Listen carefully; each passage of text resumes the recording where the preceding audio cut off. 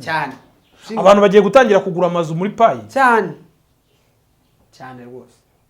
Ubu ufite payi ugura inzu kuvuga ngo uzajya ufite payi wanza wishyura igice cya mbere iyo kompanyi ikubakira ikindi gice nacyo cyishyura inzu irangiye wimuke mu n'umuryango cyane rwose. Mureke gutekereza ibyo bintu uri kuvuga ngo se ngo iyo kompanyi ntabwo izagutuma kuvunjisha. Aho niho abantu bafite bakeneye gufata telefone yawe ukajya muri wallet yawe 00 kombye ukayabohereza akajya kuri wallet yabo kuko paye na amafaranga. Ibyo bintu buri kuzana ejo bundi IMF nijya gutera inkungu Burundi wabyumvishe nubwo Burundi nyakuba yayanze nijya gutera inkungu igikorwa iki niki izohereza paye runaka cyangwa kuko IMF na World Bank biri muri blockchain ya Pi Network zabanje agreement signed amasezerano rasinywe ya World Bank. Swift ibyo bita Swift code nibyo Swift code wa GCV kuko GCV ni bundi babyita ngo ni Global Consensus Value. GCV bisobanuye Pi Network yubakiye kuri platform framework Kinyarwanda. Oya nibyo bivuge gutyo. Framework y'icyo ya company bita Stellar Network. Iyo ni Stellar Network ni company yo muri Amerika. Umurimo wayo ihuza banke zisanzwe na crypto. Voilà. Donc niyo ako karumvikanye. Gutyo uri kubisobanura. Umumaro w'iyo Stellar Network ihuza abantu bo muri crypto ku interactinga n'ama banke dusangamo. Yes. Aho umuntu ashobora kubikuza crypto ze muri Citibank. Citibank na amafaranga. Citibank ni banki yo muri Amerika. Yes, okay. Aho umuntu ashobora gufata Bitcoin ze cyangwa USDT akazibikuza muri Ecobank. Niwo mumaro rero wa Stellar Network. Iyo company ifite na coin bita XRM. Yes. Iyo rero Stellar Network XRM hari abantu bayimayininga. Ntabwo bayimayininga bayi launched already. Okay, yeah. Ahubwo ko yuko Stellar Network iri guperforminga neza abantu bari kuyigura bakaba bayibitse. Stellar iyo XRM kwa yuko Stellar Network iri establishing platform yayo neza. Yes. Ni nayo company heruka muri Congress ya Amerika. Stellar yego umuyobozi wayo w'umugore ndamukunda cyane wanasobanuye yuko barangije establishing iri system ya MoneyGram. Aho umuntu ufite cryptocurrency yaba Picoin yaba Bitcoin yaba iki yaba XRM yaba Doge uzajya ujya muri application ya MoneyGram uvunjemo muri USD ujye kuri office kwegereye. Wow. Ubona amafaranga. Aho rero nicyo bita Stellar Network. Stellar Network rero establishing advanced technology ya renove yahinduye blockchain. Ya renove aguhindura ni guhindura complete ku renovera ni nko kwa upgradinga kongera kubigira bishyashya. Blockchain ari naho ubundi yahise itangiza framework aho bashobora kubakwa coin. Iyo coin kamayiningwa hakoresheje Android cyangwa iOS. Izi telefone tugendana. Ikoze rero iyo framework abantu ba mbere bayibonye ni Pi Network team. Itayubaka igendeye ku cyo bita CCV Stellar Consensus Value. Wow. Wabyumvise? Yego. Ubwo hari GCV na CCV. Biratandukanye. CCV ni Stellar Consensus Value. Establishing Pi Network itangira kubakiraho iyi coin tubona bita Picoin. Okay. Iyubaka ari digital currency. Is a digital currency. Abyumvise? Ahangaha ntago dukwiriye kuba ahangaha niho n'abantu bari muri crypto industry batakariye. Pi Network ni digital currency. First decentralized digital currency. Niyo digital currency ya mbere ibayeho iri decentralized. Ifitwe n'umuntu wari we wese. Buriya nibazana kubeshya niba wirirwa ugenda uvuga ngo Pi ni ibicupuro wo mwegeranya arakumva akakwihorera arayifite. Even n'umuyobozi uzubwenge. I'm telling you, people will be surprised. Ngewe nkora akazi ko kuvalidating, ndumuvalidata kuri muri Pi Network. Ndumuvalidata verifying ibyangombwa by'abanyarwanda bose baba babitsubmitting. Ushobora no kubunteza amatwi narakuvalidating. Abizi cyangwa atabizi. Ntago nabikubwira.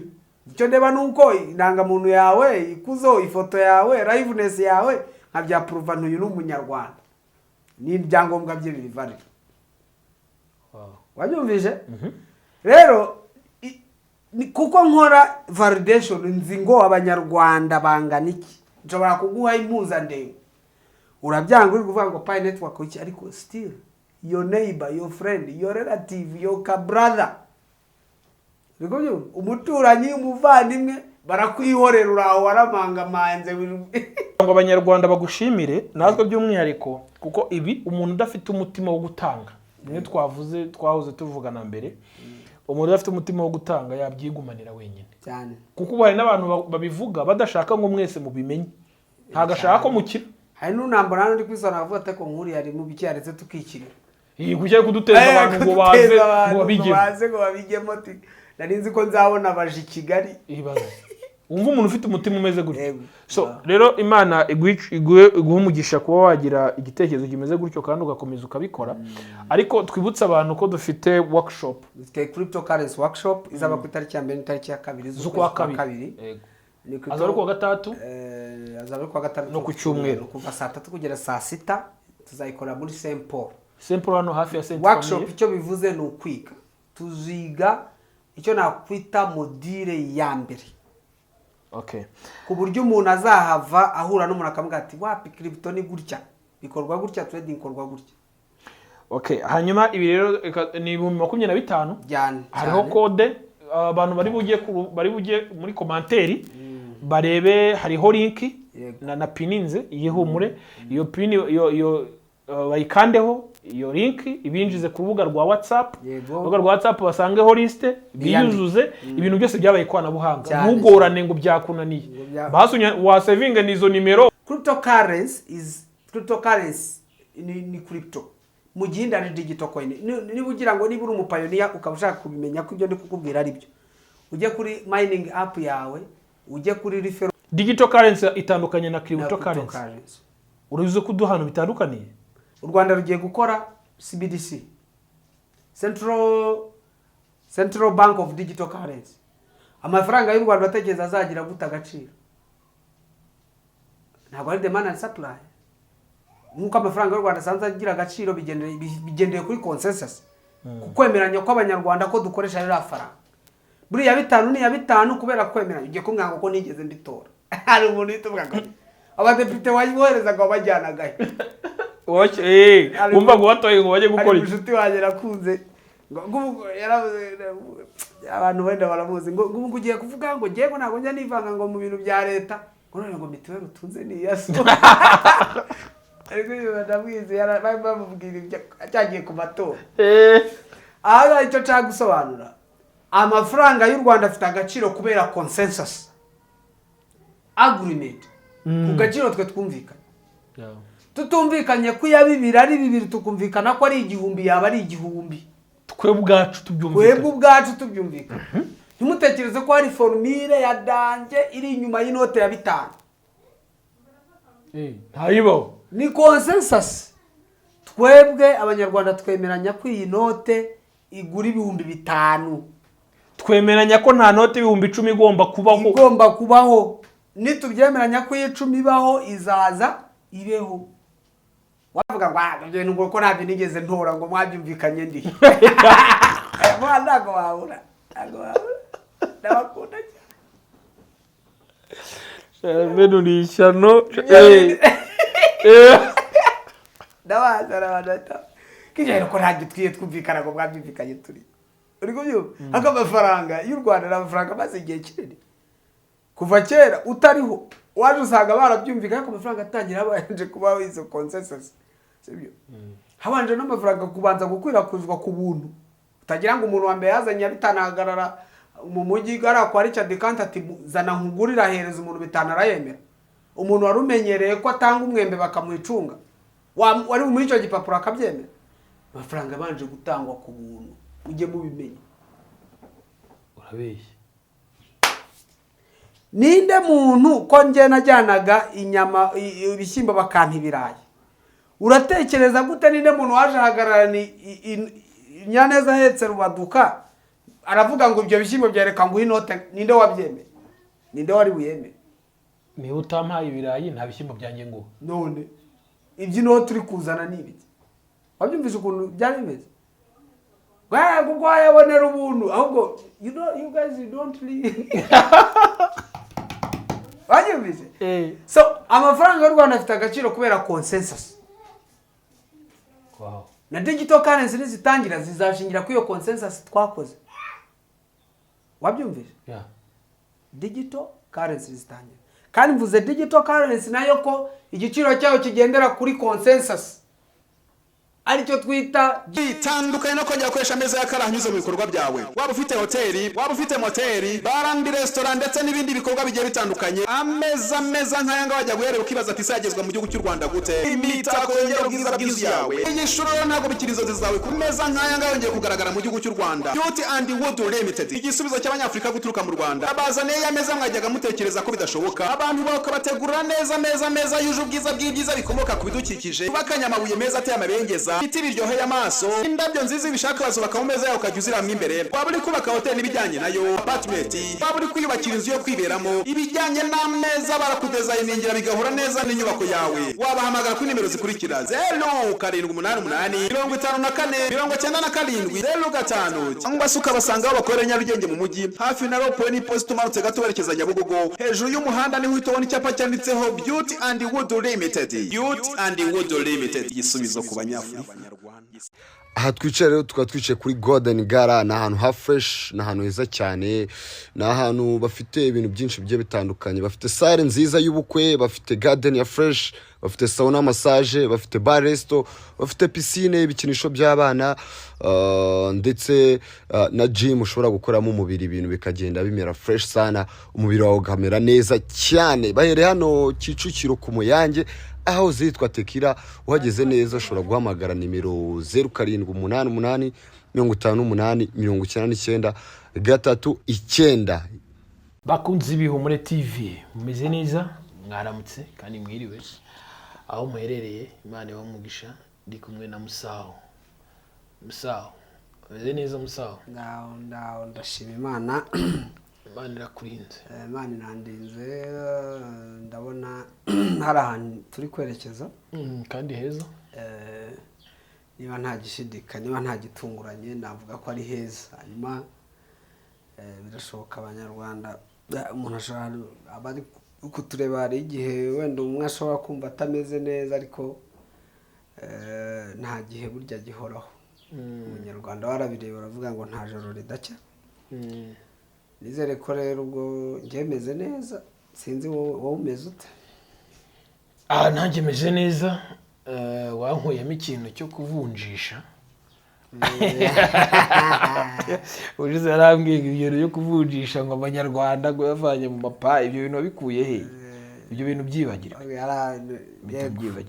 hari abantu benshi usanga bibaza ibibazo ngo igiciro ngo ntabwo cyarenga yanga ubwo se ngo beneri amafaranga yaduhaye ayakura kugira ngo ahari beneri zabe nabyo ubuse beneri ni ibintu abantu baba bibaza ariko bijyanye n'urwego rw'imitekerereze ndetse ni deba nini yatangiye mu mwaka wa 2022 aho bamwe mu bapayoniya bibazaga ese byagenda gute kugira ngo igiciro koko cya Picoin imwe kizaba arangaye byatangiye ngira ngo ni deba yatangiye muri Vietnam hari abaye event niba ari Vietnam nari muri sinibuka neza nari muri Philippines ntabwo nibuka neza ariko aho community yatangaza yuko community yavugaga ko igiciro cya Picoin gishobora kuzaba 314 n'amadolari 159 aha rero byabaye discussions nini cyane ko birenze ubwonko bw'abantu bamwe na bamwe cyane ko bitumvi koko ntago navuga ngo birumvikana ariko kuko hari formule zari zisanzwe zakurikizwaga kugira ngo coin runaka igire kugira ngo coin runaka ibe yahabwa igiciro ntago ari formule za danje abantu b'abeconomiste barabizi hari formule zakurikizwaga zo kugira ngo hagenwe igiciro ahubwo hakurikizwaga icyo bita demand and supply ni ibintu bijyanye demand and supply ni ukuvuga ngo abantu benshi bashaka ikintu bigatuma nyine ikintu igiciro kikazamuka abantu bake bashaka ikintu igiciro kikamanuka ngira ngo niko navuga nibyo bita demand and supply. Mu cyongereza bavuga ngo the higher the demand the higher the price. Bango niba igiciro cy'ikintu ngira ngo hari nigeze kujya ahantu hamwe mbona iyo demand ibonetse supply iba nini. Nkangu urugero ni nka event igeze kuba mu Rwanda ni gicagiye bitaga ngo ibijumba ngo ni local defense. N'urugero rwiza rwa demand and supply niyo mpamvu dutanze. Umuntu ajyanaga ibijumba ku isoko, ibijumba ni supply. Yabigeza ku isoko agasanga ku isoko nta demand ihari, nta bantu bakeneye ibijumba bahari. Yes. Ubwo rero cyakurikiragaho n'iki wabahita gubura demand bityo igiciro cy'ibijumba kikagabanyuka. No hariya demand yari nini, supply demand yari yabuze burundu kuko ibijumba bana bitaga ku isoko. Waburaga umukiri ibijumba karita ku isoko. Ukabisigaho kwitaye. Aho rero nicyo navuga ngo demand and supply niyo formula yakurikizwaga kugira ngo determining igiciro cya coin zari zose. Niko za Bitcoin zabonye igiciro, niko n'izindi coin za Ethereum. Ngira ngo ibyo turabyinjiramo wenda mu buryo burambuye ni nk'incamake. Twari tunakisuhuza n'abantu tubashimira. Hari abantu bakoze subscribe, Imana ibahe umugisha, n'abatarayikora bayikore. Tubane muri izi nkuru zacu z'ibiganiro bitegura ubukungu. Ngira ngo ni ibyo biganiro dushizemo imbaraga na Dr. Musaho kugira ngo abantu basobanukirwe n'ibintu by'ikoranabuhanga. Ko mu kiganiro cy'ubushize hari ibintu wavuzeho nshaka gusa n'ugarukaho kugira ngo abantu babisobanukirwe byanyabyo mu buryo bwagutse, ndetse n'amagambo n'amaterime agenda akoreshwa muri iyi industry ya cryptocurrency. So ntekereza ko kwigisha no guhozaho kugira ngo abantu benshi basobanukirwe. Hari nibyo bizajya bisaba ngombwa ko tubisubiramo kubera ko abantu batabyumva kugira ngo babashe kubyumva. So niyo mpamvu muri aya mwanya wanyemerera tugashimira abantu bose bamaze kwiyandikisha bakoze subscribe ku Ihumure TV kugira ngo nejo wundi izi nkuru zitabacika. By the way nabonye 100,000 byaruzuye. Twamaze kugera ku 100,000. Ariko sinzi YouTube njyaga mbona ngo YouTube yohereza ikintu niba habari. Oya ni sede ariko nta kintu reka ni sede barabeshya. Reka ni sede nta n'ikintu cyo kirimo. Ariko njye mbona abahungu bifotoza. Oya ni sede nyine bariyifotorezaho. Sura yangira ngo abari mu igihumbi byonyine. Nayabona nka kurya. Ubusambo umugara gutyo simbugira. N'ubu ngubu watanga ituro akavuga ati narabakunze ndabashigikiye. Umuntu ntibuka izina wanyoherereje 2 aba message nuko yanyohereje 2 ama message ati ntanze ituro. Uravugisha ukuri? Nuko ndamushimira. Oya shayo mazi ijya uyanywa. Ubwo ndamushimira gusa yabwiye ko yakunze ikiganiro cyawe. Yego yambwiye ko yakunze ikiganiro ati kandi nifuze kugitera inkunga. Ariko hari abantu bazi ubwenge. Kuri 2 bye abateye ikiganiro. Ariko ngo sinzi wigeze gutanga ikuta rimwe. Yesu aravuga ati yaruta abandi bose. Cyakora gutanga. Kuko abantu ubona afite mighty dollar.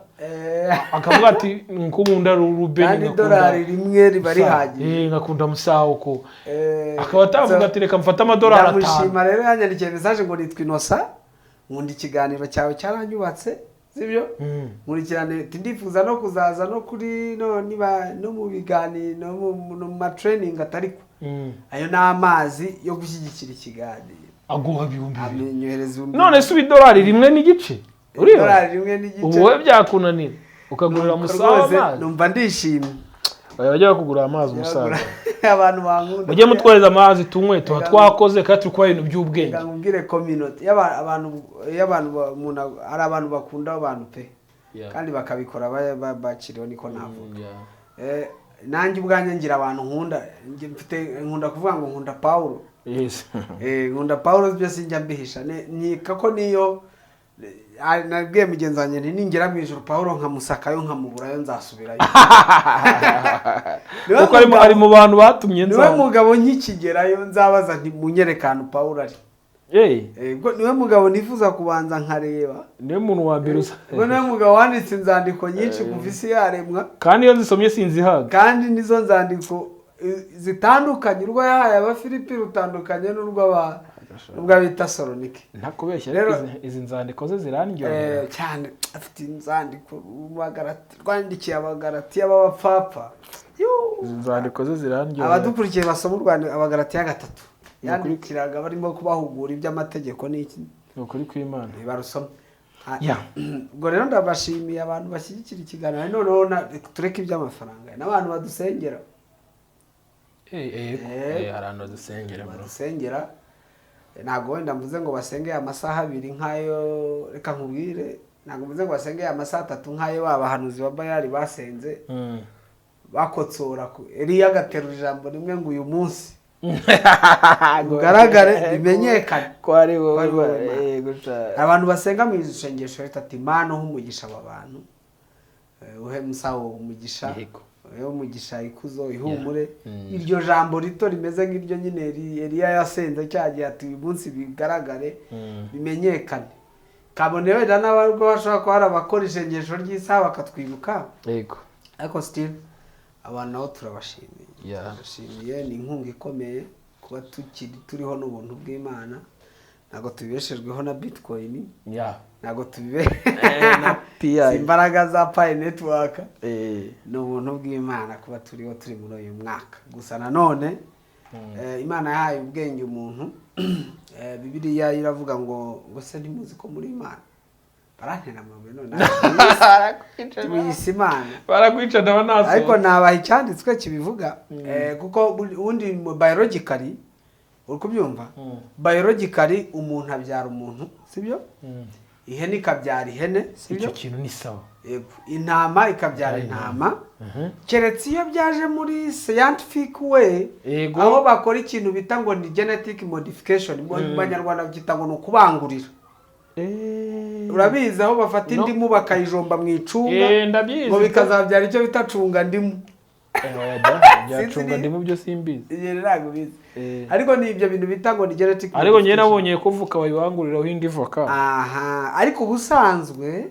ubusanzwe mu bintu bisanzwe nuko ihene ibyara ihene inka ikabyara inka intama ikabyara intama niba rero koko wiyita umwana w'Imana antuka birumvikana kuri Imana kuko Imana ibyara Imana n'umuntu abyara umuntu n'inka ikabyara inka sibyo so biologically spiritually kuko n'ubundi wavutse Imana ntikubyara biologically ikubyara mu buryo bw'umwuka spiritually rero bivuze ngo uri Imana ibi byumvikana ni ibintu byumvikana nabisobanura umuntu gasaka kuvuga ngo hari abantu bahita batwara muri context ngo wisimana ngo ni yisimana cyangwa umuntu namwisimana nibijyanye no kuvuka sibyo na Bibiliya bivuga barigeze kubwira ngo uw'Imana ntakora icyaha ngo uri umunyabuntu ni none wowe uri iki okay by the way twashimiraga abantu badushigikira hari umugabo umwe wadukunze rero ntago namwibagirwa yitwa Kalisa Claude muri ni Golden Gara hari umukinnyi najyaga numva kera nyumva Amavubi bitaga Kalisa Claude oya Kalisa Claude umva sinkurikira ibintu nk'ibyo ariko uwo mugabo bita Kalisa Claude abantu bageze bumva Amavubi akina batwandikire ku buryo se urabona hano Kicukiro mu Kagarama ahahoze hari icyo bita Tekira akaba yitaga Tegira hari piscine hari sauna hari gym hari sale z'ubukwe by the way kubera yuko yanyikundirwa nanjye ndamwamamarije oya no kuri ngenda mwamamarije rero nagiyeyo anamabonema yamaye karita yo koga na sauna ikintu cyose washaka wagikora so nawe yaradukunze by the way tukaba turimo tukivuga abantu bashobora kuvuga bati Musawo ni Dr. Musawo reka tumugura amazi yo kunywa reka tubashimira abantu bashobora kugira icyo gitekerezo abe muri Leta Zunze Ubumwe za Amerika dukomeze kubihanganisha kubera ibi bintu hanyuma ariko nyamuneka abanyarwanda ntimukiharira ni ibintu niba wari ufite umuvandimwe akaba yarari muri Los Angeles icyo gihe cyo gufata $140 uvunjemo $100 umwoherereza kuko bari ahantu runaka bahagaze bari kureba ko umutungo wawe bitangira kuvuga ngo aba muri Amerika ngo gose ngo yaba ameze ate ni gutabarana uramujye wagama abanyarwanda gutabarana uramujye amafaranga arimo ari waje batuye mari naramwumvishe kuri BBC wari uri kuvuga yari arimo avuga kuri atuye muri Los Angeles atuye Los Angeles nawe iwe harahiye umunyarwanda yego rwose yavuge dufite mobile money nubwo ntacyo yaduhaye ntiyaratuze ahubwo twe turamuzi twamumenye reka tumutere bantu rwose niba ufite umuntu wari utuye muri LA muri Los Angeles wikomeza kuvuga ngo atuye muri Amerika ngo u Rwanda ngo rwafasha Amerika gute we fasha fasha umuvandimwe. Yes, hari undi mutipe nawe avuye hanze. Okay, ntiyavuye hanze ahubwo afite ibikoresho. Ariko cyo ntabikweretse. Afite intebe nziza n'imbaho nziza, bikorwa mu mbaho. Bisa neza bro. Afite utumeza twiza. Uburyo natubonye nadukunze. Ariko ahantu akorera ku Muhima ntiwahamenya. Nyine harihisha. Nangwa se gufite setiri hano. Ibi bintu ko ari byiza. Ibaza umuntu intebe zigura turuwasa. Hari intebe za turuwasa, iza desa, ariko uyibonye. Yego. Wowe uri kuvuga gutyo. Sha bro wanaguza. Gusa n'ibyo abakire. Ntabwo ari umuntu wese wabigura. Turuwasa kandi. Ibihumbi 600. Amuhindura intebe. Abagore bakunda intebe. Bagabo. Ni ukuri kw'Imana ni twiza bro. Ni twiza reka nze shyiraho akavideo abantu bakareba. So musaza ndakwakiriye rero. Urakoze cyane. Bukanya mbaje meze neza nawe warumeze neza. Meze neza ndashima Imana. Hanyuma umurimo wonda ukomeje ubundi ngewe rwose ngira ngo hari ibintu bijyanye no kwigisha nicyo kintu nkunda cyane. Aramuntu avuze ngo umwarimu mwiza. Ariko n'ubundi nari umwarimu ngira ngo urabizi ko nigishije indimi cyane. Ndabyibuka cyane igihe kirekire hari n'abantu bandeba bakibuka mbigisha. Umwarimu wigishe indimi cyane mu mujyi wa Kigali. Rero ndashima Imana meze neza. Okay. Ibyo bintu rero reka tubyishimire ubu umeze neza. Hari abantu ngo batutse Imana muri Leta Zunze Ubumwe za Amerika niko bavuga. Hanyuma bamaze gutuka Imana ngo irabahana ubwo ab'Ikigali baravuze ngo Imana ibonye zero. Ngo Imana ibonye zero. Bibwiye iki? Hano sinyega ko yataye n'umwanya ujya kumva birabe. So, okay, reka twigarukire mu bukungu. Isi rero yinjiye mu bukungu uyu munsi, ikintu kigezweho uyu munsi ni nyuma yuko ari kubwo yarangije gomba miliyari 150. Isi se 100 regura bizi isi baba bavuga Amerika. Nese ko bavuga intambara ya kabiri y'isi. Agakando tuzakagaruke. Wowe reka nkubwire. Ko bavuga ngo intambara ngo ya mbere y'isi, ngo first world war, ngo second world war, yigeze igera iwacu ku Kamonyi. Cyangwa ku Kamonyi iwacu ntabwo ari ku isi. Arya nta yageze. Rego kubara yageze. Iyo ntambara yageze bayiti isi. Bashingiye guke. Ni bazi ko twe tutabarwa. Badufata nka continent inkoni irahitazwi ariko ifite product baza kuvomamo za cobalt na za koruta, twe badufata nka matière première niko navuga. Badufata nk'ibintu bakoramo ibindi bintu. Sinzi no wavuze ngo abantu benshi babagwa mu laboratoire yo muri Amerika nabirabura. Ngo bakujyana uri muzima bashaka gukora ubushakashatsi. N'ibyo abanyafurika baba bakennye bashobora kubaha amafaranga bagasinya amakontra runaka. Ngira ngo uzabureba nejo muri SpaceX ntihaguruka igiye ku kwezi bajyanye ya timu ya mbere bagiye kugerageza. Abanyafurika bazaba barimo ndabaze ntibabura. Ariko bazemera basinye. Azasinya bagiye kugerageza ura mushinga wo gutura kukunuza kuri Mars. Ariko ngo ntawe ugaruka.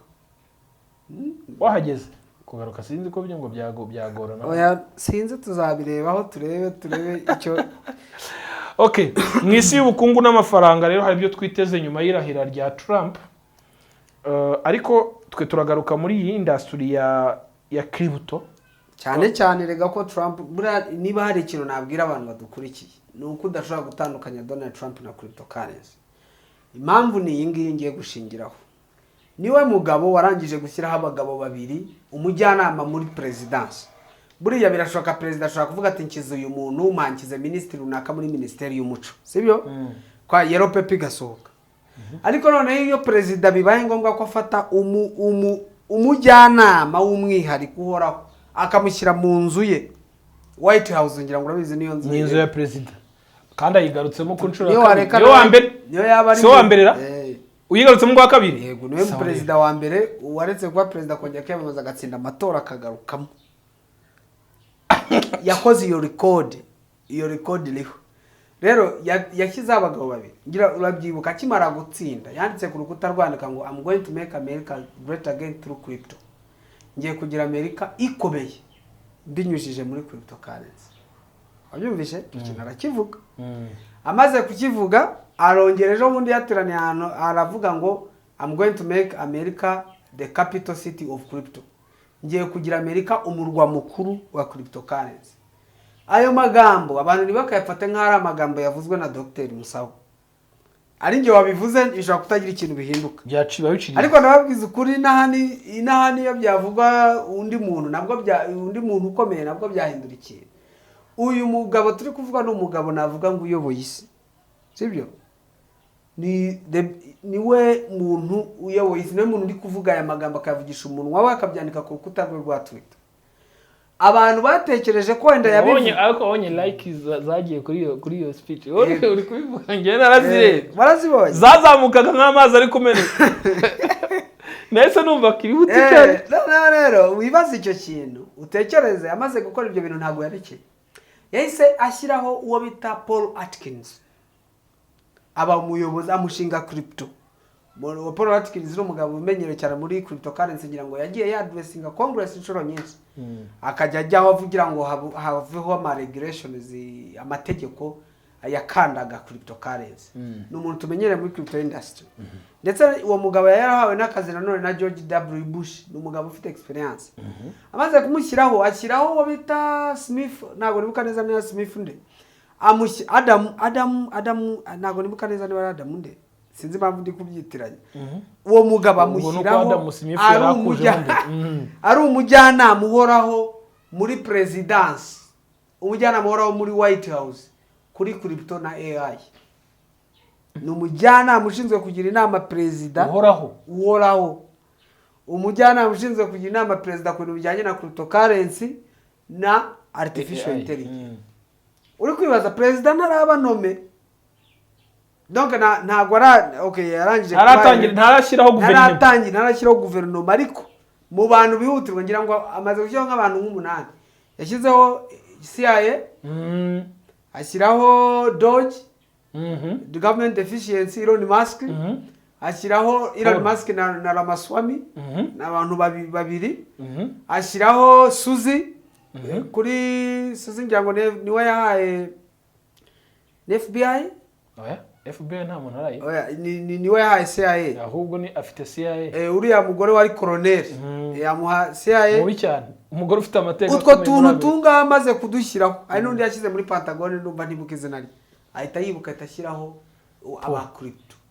Ashyiraho Paul Atkins, ashyiraho n'uwo mujyanama wari muri nawe mujyanama wa mbere wabaye selected.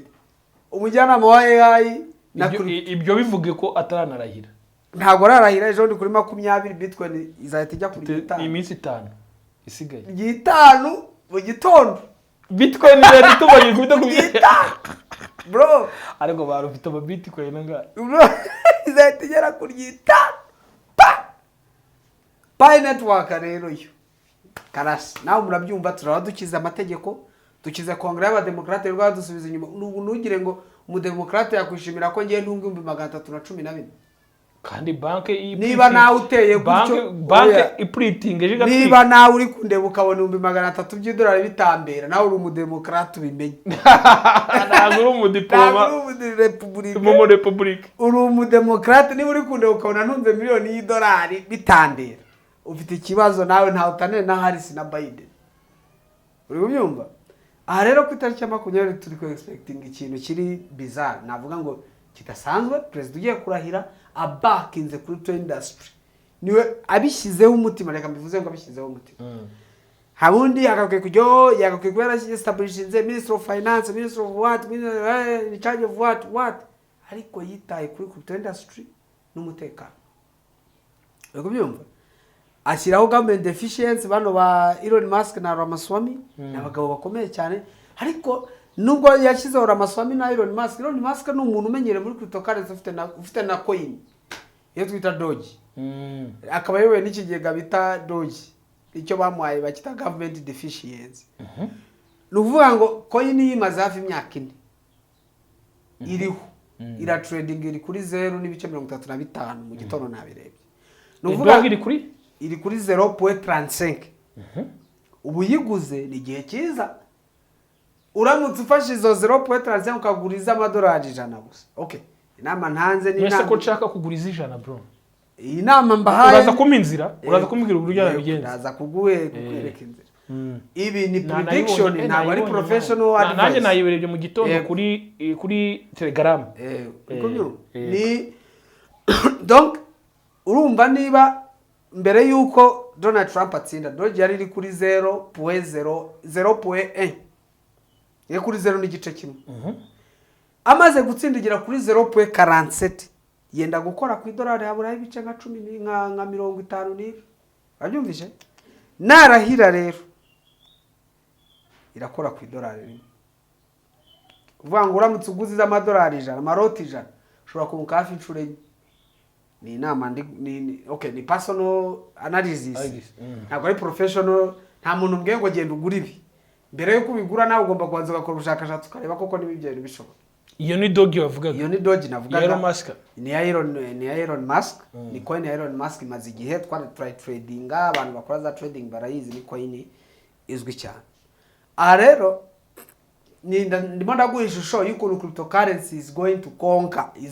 igiye gufatisha niyo shusho ndi kukwereka kugira umenye ngo turi gukina iki leta zunze ubumwe za Amerika reka ifaranga zestablishing ubutinganyi Inyamirambo koperative zigatangira mujye mutekereza wabyumvise ivuga ku butinganyi abantu mu Rwanda bagahita bidekarara babaza leta itibyo nago leta buriya icyo gikundi igomba kwa dressinga bitewe n'ikintu yatekereje apana itagendeye kuri influence yes ariko icyo nshaka kwereka influence ya Amerika ivuga ubutinganyi Inyamirambo za koperative abantu bari muri izo koperative ndabashuvura bari gupfa ariko bareke bapfe wisha ntarerero umwana mwiza uri kubyuba ibyo nshaka kuvuga niki niba ubutinganye leta zunze ubumwe za Amerika zibwe establishinga informal way kuko ntabwo perezida ajya ari imbere ngo avuge ngo ubutinganye zinyura inyuma ngo ya Human Rights Watch kubyumva zikestablishinga ubutinganye ariko zinyuze inyuma ya Human Rights Watch nta direct speech Anthony Blinken akaza ko emphasizing Human Rights Watch raporo iki wabyumvise president atabivuze burya tujye dukoresha common sense ari umuntu hamwe ngo common sense is not common ariko ni is not common serious is not private ngiye kuvuga ngo tujye dukoresha common sense bitanibuka ko yamwe ngo common sense is not common uri kubyumva ika dukoresha common sense niba ikintu kiba indirect ubutinganyi inama yose dukoze tuyivugaho nta mubyeyi ugihangakishwa nuko umukobwa ahagaranye n'umusore ibyo nuracyabaho oya aho gahangakishwa nuko umukobwa akundana n'undi mukobwa mugenzi birahangayikirwa abagore benshi bari gufuhira abagabo bagenzi babo niyo mpamvu mbwira ko n'agakiza kimuka ibyo twita agakiza birimo gute agakiza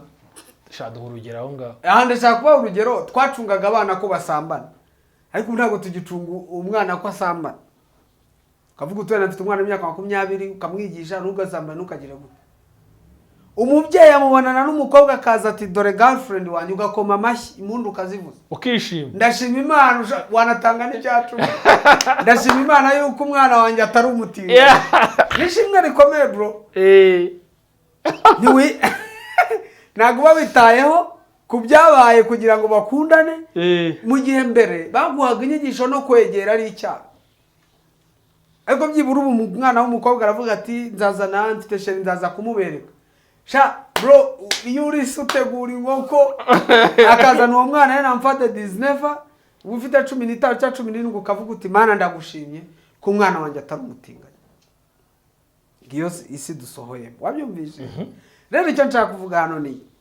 Amerika inyura inyuma ya Human Rights Watch emphasizing ubutinganyi bigatuma Uganda ifatirwa ibihano bigatuma Inyamirambo batangira bande nabandi sibyo tekereza icyo kintu noneho ijambo ryasohotse mu kanwa ka perezida wabyumvishe riragira impinduka ingana iki common sense is not common by the way kuba tekereza icyo kintu kiragira impinduka zingana iki wabyumvishe byibazeho kiragira impinduka zingana iki noneho perezida ko yakivuze kaba ari kucyemphasizinga nta indirect form nta buryo buri indirect uratekereza kiri bugira ingaruka zingana iki ko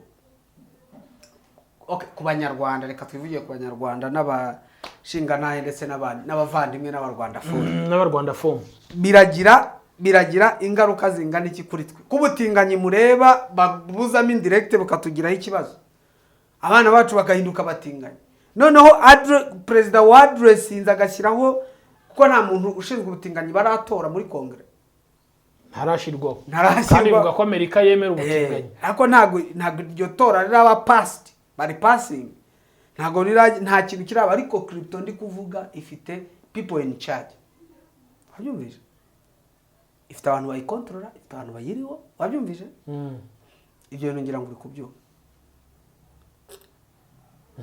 nicyo kintu ngira ngo wumva abantu bakoresha common sense babyumva ukiraho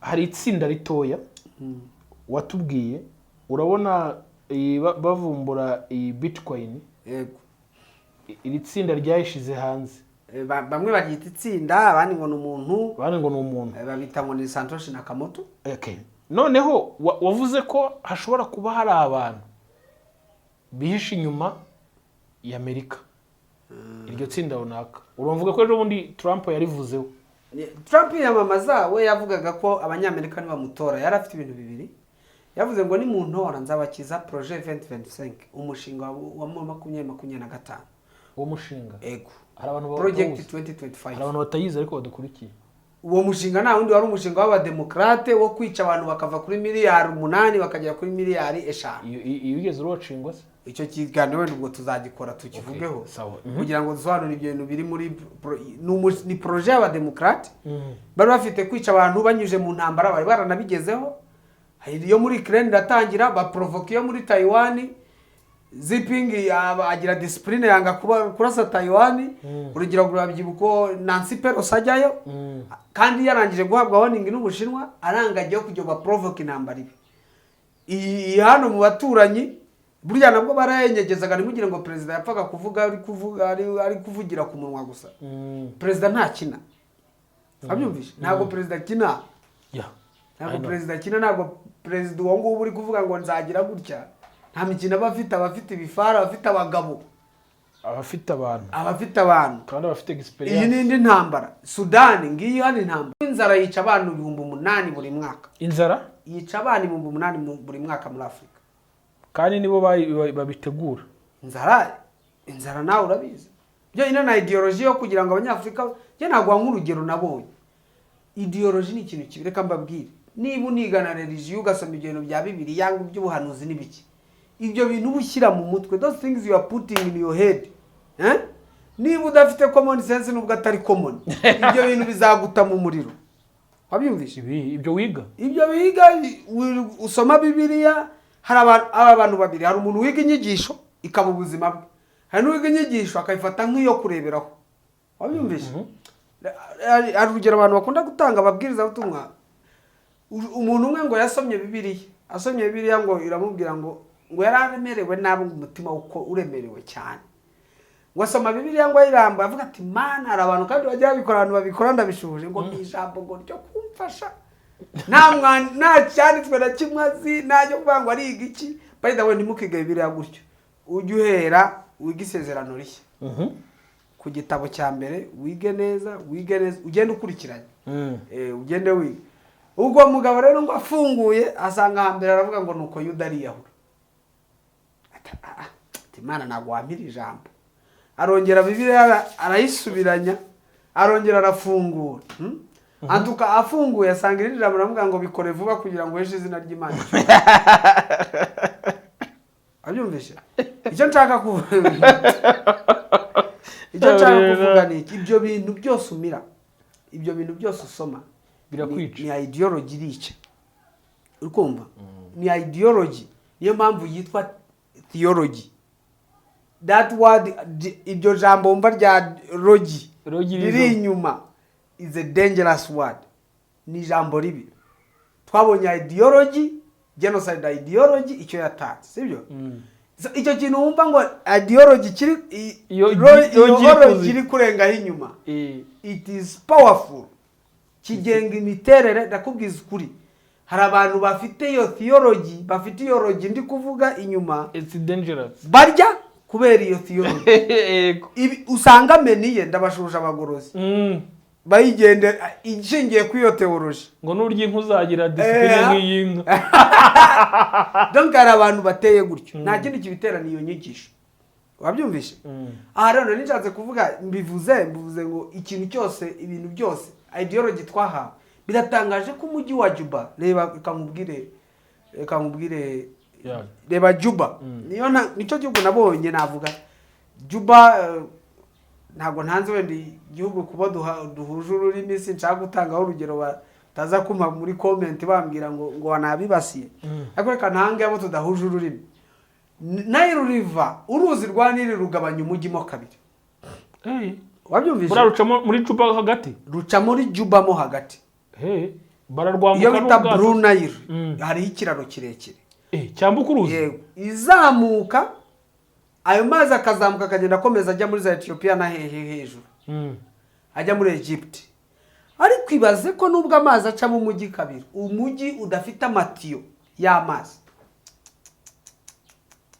uri kwibaza icyo kintu bari kurwo rwego they are just there baraho umuntu wese ugiye kwiga finance undi ngo akiga political bana bizigera ndabashobora politics ro bari hano no muri yeri kuzagenda ukora ubushakashatsi bose biga ro bazi ko imbaraga bose bagomba kuba abayobozi uri kumva ro economics finance wabyumvishe nibyo biga igihugu na president kamyiza kuvoma amazi kuri Nile River bro hazo turi fan tw'amazi njewe nageze ndatekereza ngo nubwo bampaka akazi ntibampa imashini nini imyaka 2 uyu mujyi namaze kukwirakwiza amazi Nile River ntabyo kuvuga ngo urabanza kugomera amazi arahari ariko umujyi ntugira amazi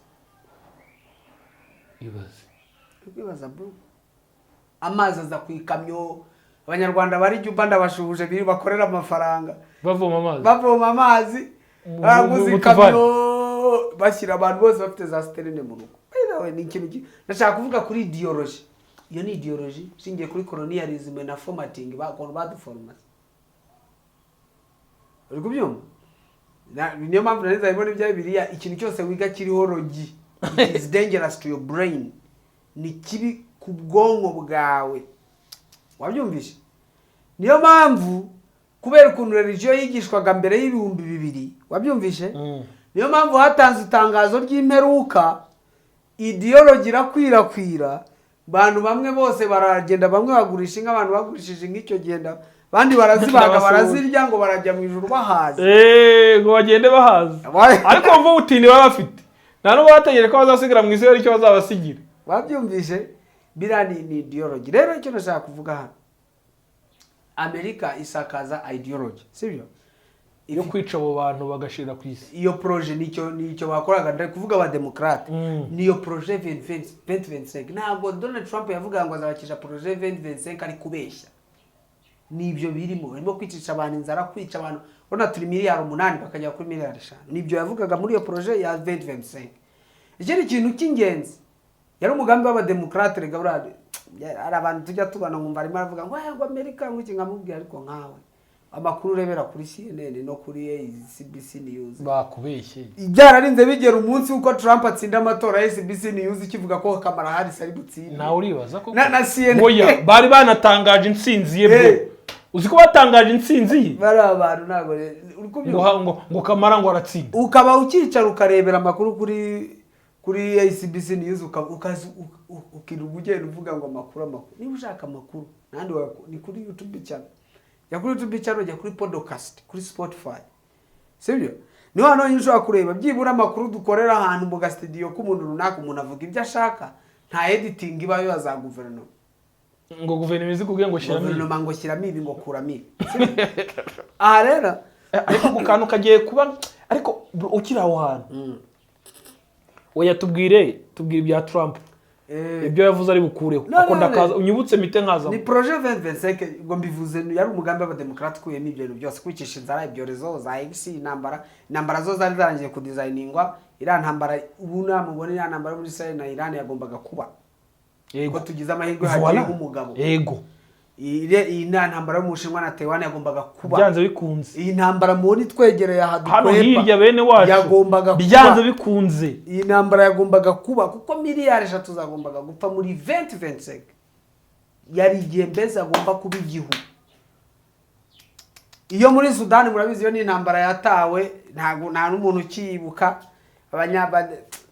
inshallah wallahi na abantu ubu sugira ngo uyu musada u Rwanda rujya gutanga baba wishimisha. Muri Sudani ya ruguru ni intambara irigwa abajenera abantu barimaze gupfa. John numvise imibare abantu maze gupfira ni intambara zipanzwe zimeze gutya zagombaga kuba abantu bagapfa ibyorezo bigaterwa none hari cyaje bita X. Hari umuntu ugiye kuvuga ngo yango biza ngo paraxida nago yo uwo mugambi rero barabikinye mu mafilme babiduteguza. Oya niba ibyo bintu bidapangwa niki cyatumaga Trump nukuvuga ngo ntago Trump yapfuye kuvuga ngo projet 2025 ari gupfa kwivugira gusa. Ntago ya president ndi kuvuga president mukamugereranya n'ibindi bihugu bifite abandi bayobozi. Ntago ari byo bro. Ura ni president uhagarara icyo nakwita empire. Kimeze nka empire. Na empire mani si ubwami hariya. Uri kumva kimeze nka empire. Avuga icyo kintu uri kubyumva? Arangije yongera ngo ikindi kintu nzabakiza ngo ni deep state. Akantu bita ngo deep state. Deep state na akantu k'akanama k'abayobozi k'inzehe atari na senaye.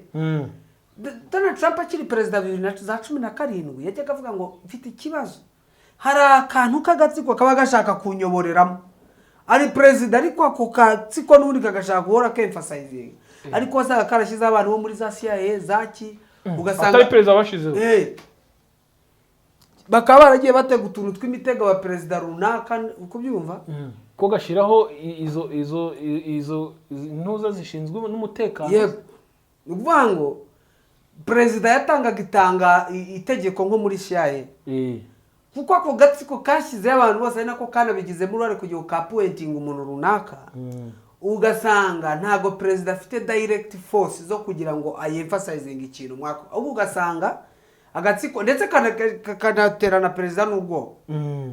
Ku buryo perezida ubwewe arira ati mfite ikibazo mfite abantu bashaka kunyoboreramo. Rero Donald Trump akiri perezida yarangije kubona ko deep state ari ikibazo ku mu perezida. Hano ukabone ba Joe Biden yuko baproving utuzigo runaka ntabwo ari bo. Biroroshye umuntu bitewe n'imyaka ufite ashaka kuvuga ati usinyira itegeko cyangwa se tugusose. By the way ari sinzi n'ibinkuru iyo nkuru ari regiti ngo hari umuntu wagiye gusinya rusha baramubwira bati wibeshye. Reka sha. Bibaho cyane. Ako timu kabagari. Ako gatimu kabagari nkuko president nkuko akamuga ati ako kazigo ka proving cyane cyane hari abantu bakunda kura filme bita Second Amendment. Ni filme itegeko ryo gutunga intwaro ryo muri Amerika. President niba ari sinibuka president wari wendaga kurica. Intambara yabayeho president akandwasha imuta umwana bakamutera ubwoba. Ngo agomba kwemera ko iyo ntuzi itavamo. Ego. Buriya itegeko ryo gutunga intwaro reba abana birirwa barasira abantu mu bigo by'amashuri kubera ko buri wese ayitura. Ariko president yananiwe umupresident wese umaze kujya yananiwe gukura intwaro mu baturage muri Amerika. Kubera yuko abantu bayoboye inganda bafite inganda zikora intwaro bafite imbaraga ziruta za president. Abyumvishe. Ni nayo mpamvu rero deep state yari ikibazo cyane ku mu president wari we wese muri Amerika. Niyo mpamvu ikintu cya mbere buri yibona Donald Trump ikintu cya mbere yakoze kurekrita timu nshyashya. Nubwo bamwe bazinenga ngo ntago bafite ngo ubumenyi kuri finance n'ibindi sibyo timu nshyashya ndakubwiza ukurura wese atorwa n'umukirina wo muri White House araba ari mushya. Uravugisha ukuri. Kuko ibintu agiye gukora binyuranyije no gushaka kw'abademokrati babajuifu binyuranyije n'ukwabo sibyo. Hari kumanura amabendera y'abatinganyi mu nsengero n'ibindi. Hari ukugira ngo ibyo byose ni ibintu barwanye sibyo. Uri kubyumva? Ibyo byose rero ni ikibazo. Donald Trump akeneye kubashwa kwifungura agiye kurya ari rizima. Uri kubyumva? He needs to be sure. Niyo mpamvu bashaka no kumwica. Niyo yego. Reba inshuro zose zageragejwe kugira ngo Donald Trump benshi banakeka bakabeshya ngo Iran biri inyuma. Ngo nawe bipanze ahubwo. Ngo reba ngo Iran yabipanze. Niba Iran yarabipanze n'iki cyatumye hirukanwa uwari director wa CIA kuki yeguye. Nanjye ndibaza. Yeguye gute? Erega man izi filme bajya banazikina ntitubisobanukira. Umva. Uyu urazira filme zabo. byinshi baranabikinnye Yego. Rero icyo nshaka kuvuga ni iki avuga ibyo bintu nibyo okay yari afite ibintu byinshi avuga harimo ibyo abimukira n'ibiki ariko utu tuntu tubiri ni utuntu ducoberamahanga nuvuga ngo umuntu udasanzwe afite amakuru ntabwo yamenya ngo deep state niki projet 2025 yari iki abyumvishe ibi byose rero Donald Trump akomeza kubivuga abivuga gutya rero icyo nshaka kubwira nuko icyo nanone nshaka kumvikana nuko president adakina ntabwo yavugaga ibibazo kuko bitari bihari inayo mpamvu nemfasazinga ko iki kintu yavuze iyo cya crypto gifite impinduka zikomeye ku maguverinoma kubyumva yose yisi sibyo cyane cyane ko ariwe ku Burayi reka tureka na Afrika twe wenda turi reka tufate nguruke ku Burayi president akubica abayobozi bayo mu Burayi cyambere Donald Trump barateganya ko ashobora gukura igihugu cye muri NATO cyari kandi nacyo gihugu gifinancinga NATO wabyumvishe kandi NATO Amerika ivuye muri NATO yabirangiye mu byemere cyangwa mu byange batira bisigayemo bande cyakora wenda ari kuvuga ngo ibihugu byose bikontribuwe uko bigomba gukontribuwe wabyumvishe aha rero icyo navuga cyo nuko ntago Donald Trump yavuze ikintu ntago ari twebwe abanyafrika b'i Kigali n'abashinga nahe n'abarwanda fonde n'abavandimwe b'i Bugande twumva kira kintu ngo tugikomeze ntago ari kubiremereza bro ntago ari ukuremereza icyo kintu ahubwo turi kuvuga ko iki kintu yavuze kigira imbaraga cyane ni Burayi kurusha no muri Afrika Ubufaransa bucyumva urabyumvishe ejo nabonye Uburayi European Union yongeye yasubiye mu mategeko agenga crypto iki cyane Uburayi yego nabwo bwagiye bwasubiye muri ayo mategeko buri gushaka kuregularizinga crypto zigomba gukora mbese ku buryo zigira ama certificate n'ibindi uzareba abantu ba trader barabize hari iyo basamoninze bita USDT serious ibi ni ibintu sinzi ikintu nakora ejo nari mvuga ntahari keretse ni habonetse nk'inshinge ku buryo mbandikira inshinge kugira ngo abantu bumve ibi bintu nkanyamvuga nawe bajya gutera mu gitondo nawe ni mugoroba baramusigi ku buryo noneho nicara mu biro nkajya nandika inshinge gusa muri bakamutera inshinge bikajyamo sibyo ukiraho rero ndashaka gato dukomeza ariko tuza kubihuza na bene wacu bafite ideology yiyitirira iyobokamana tutarahagera urabona YouTube so twicaye so Trump yatsindiye amatora cyane muri nka 2000 na kangahe nkigira kuri radio 2016 like YouTube zari hano mu Rwanda wazibara zari nke cyane uribuka nanjye ngitangira bameze nk'ubuza zari nke cyane by the way so umuntu akavuga ngo YouTube irahemba ukibaza ariko abantu nabasazi YouTube sihemba gute uri kurabona ndibuka ko nigeze gushaka umwana umwe nshaka kubimubaza ngo nsanga ngo mu Gatenga ngo ku murenge ubwo simuvuze ku buryo akubwira ahantu umusanga ugahita wumva ko nta kintu cyavamo urakoze cyane Bendi Kimironko nikorera amafirigo urabizi ngiye nibera mu mafirigo na cuisinier nibyo nibera bazame nakazi ndabikora nibi byose binabikoye muri firigo so noneho banze nyumve umusa umutipe ngumusange mu Gatenga ndagenda ngeze ku murenge wa Gatenga ati injiraho umanuka ntiwaya ibi nta kintu cyavamo reka nkore firigo umusa abantu babikora ndebe buke mpamagara Namuresi campus ura Filimax ati uze kundeba Kacyiru nawo hirya gato njyayo ati manuka winjire ndaza gise mutsangana tujama turaho twicaye kuri laptop mbona numva ntazi ibyo ari byo mfitemo akantu k'ubwenge bw'ubucucu bukeya bwabo n'abantu bashiramo murafirige ebyiri nkabona tarani zanjye njya muri kwiziyeri nkakuramo senkani nje mbaye yawe ari ibintu bifatika mbaye ibi bintu njyamo nibiki ndi kuri radio nzabutaga ubusa ndi kuri radio mbonye recommendation y'ibyishimo.com ya Irene urakoranaga frame muri biriya bintu byanuza so bandakabonye fungura ikiganiro cyarebwe n'abantu bangaye 8 ariko urumva icyo gihe ni benshi si benshi se abantu benshi bazagaho se bro bwakeye gato ndibaza ndaryama ndibaza baneno ntago nzi ibyo ari byo urumva ndashaka kubwira abantu bari kutwumva none ati kuvuga kiributo ndarani umutima wa mbere ibi bintu ngiye kubikora kabiri nzafeyiringa nta kintu nzabona ariko byibuze basi nzabaje guhura n'abantu mbabaza ibibazo ngiye mfite ntago naje mfite indima ntago nzi ko igira ukivamo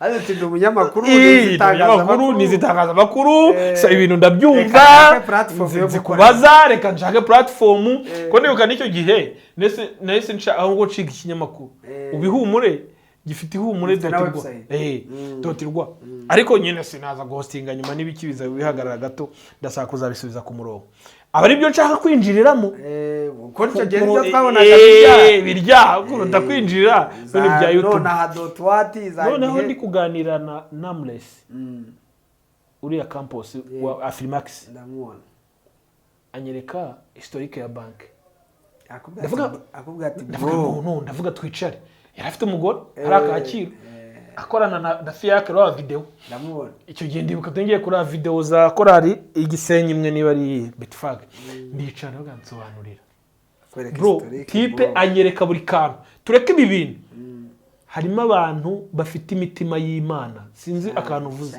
nimuzabona Robben ari kwigishije ibintu suko abandi bantu batabyigisha ariko barakwihorera hari umuntu utabikubwira banakoreramo n'amafaranga ndashaka kubikubwira bro niyo mpamvu mubwira ngo hari igihe ukora akazi uzi ko ari n'akazi ariko uri gukorera umugisha cyane ukubyumva uzi ko subona ko ndi muri gospel bene wacu bose bo muri gospel nta numwe bambwije ukuri bazavuze ni ibintu by'ibihuha biraho barabeshya bonaga ndakantu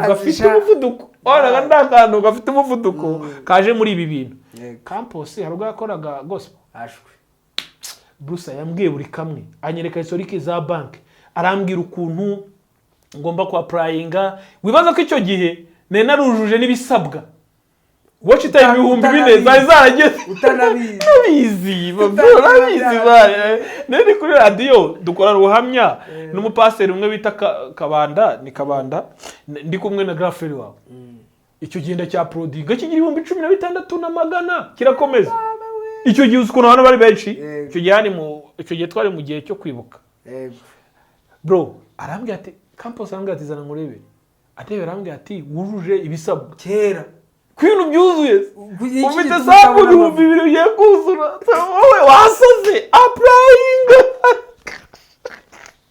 so umusa ibyo mbivuze kubera impamvu turi mu ruganda rukomeye cyane rwa Kiributo hari abari ku rubuga baduhakanya yego hari abatwumva bakatwita abasazi hari ejo wundi twarekuye inkuru ashiramo komanteri undi muntu araza aramunsubiriza umva komanteri yashizemo ngo tuvuga nyine kuntu muri Amerika hariya muri California hahiye arangije avuga ngo nizere ko ngo na bya bicupuri byanyu by'ibinyoma bya P network ngo nabyo byahiriyemo umuntu araza aramusubiza gufite ikibazo mu mutwe afite ikibazo wowe afite ihungabana so mbivuze kubera ngira ngo ikinene ikintu gituma avuga ibyo bintu nuko ari abantu batava ku ijambo nshimira abantu banze Pi network igitangira ariko bakabona ahantu bigeze bagafata umwanzuro yego abo bantu ndabashimiye ko byibura bava ku ijambo ngaya abantu rero ahubwo aho kugira ngo bave ku ijambo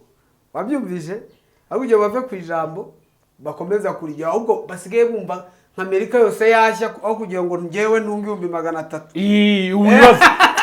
uribaza ko kandi nyine niko nashaka kukubwira basigaye bumva Amerika na Trump bashya aho kugira ngo ngewe bajye kumva ngo i Kigali bati musawa afite amafaranga hari abantu bateye gutyo tujye tuvugisha uko rero ibyo bavugaga nibyo iyi industry bundi kubivuga gutya sibyo ariko singubeshye ikuzo ntabwo nzahora mfite iki gihe yes ntabwo iki gihe uzagihorana iki gihe nzagihorana niyo mpamvu umeza kubivuga ariko byibura mbaravuze mu musanzu mfite reka mvuge ibi nani ngerageza kubereka fresh ukuntu nta kintu president wa Amerika avuga ngo kibe abakina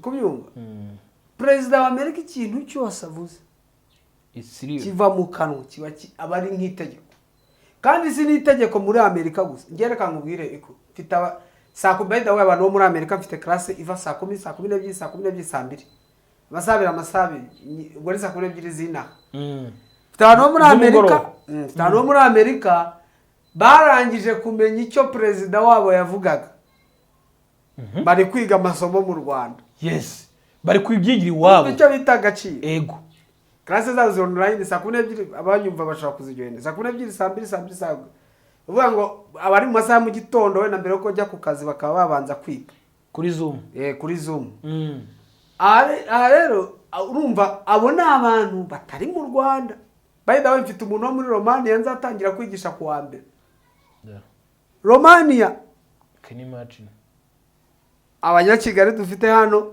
batabishaka ndatera ikiganiro muri commentaire ati byo icupuri byawe bya pi bya crypto bya ngo n'ubuteka mutwe wabyumvise bro niba umuntu wo muri Romania wanyandikiye ari kuri the content TV akanyandikira ati bro I'm in Romania ndashaka kwiga iki kintu kabisa umuntu wo muri Romania uri kubyumva mfite n'abandi all over the world bari kunyandikira akavuga ati how did you know this industry ni wowe kakari twaze tuvugana umbwira umugabo ugiye kuva Kampala sibyo nakubwira akaza n'abana b'abakobwa bakaza kwiga ngo niwo murajya afite ariko bibaze ibyo bitekerezo ukuntu uwo muntu ari avanze ubu natangiye kwibaza ngo abo bana nabazana nzabigenza sibyo yego nicyo kibazo ubu natangiye kujyaho ariko umva byo yavuze ati ikiruko gitaha abana banjye bagomba kumenya the update urumva ariko mentalite nayikunze yambwiye ngo nta mwana wanjye uziga kaminuza nyimwishyurira yabona Bruce atayibona yavuze akantu arambwira ati bose inyana zimbwa zijye muri mashoti course hariya cyane ave maze ibintu by the way aza yishyure kaminuza ashaka kwiga ariko ari umukozi barakuze we wize muri university wishyura university ubuze icyo ukora uza agaciro biravuna ariko ubuze ibyo uri gukora cyane ko wiga n'ikintu noneho wabonye apana kugenda ukicaza umubyeyi ngo niga iki by the way ndabagaye abantu bagiye kwiga babajije ababyeyi ngo biga iki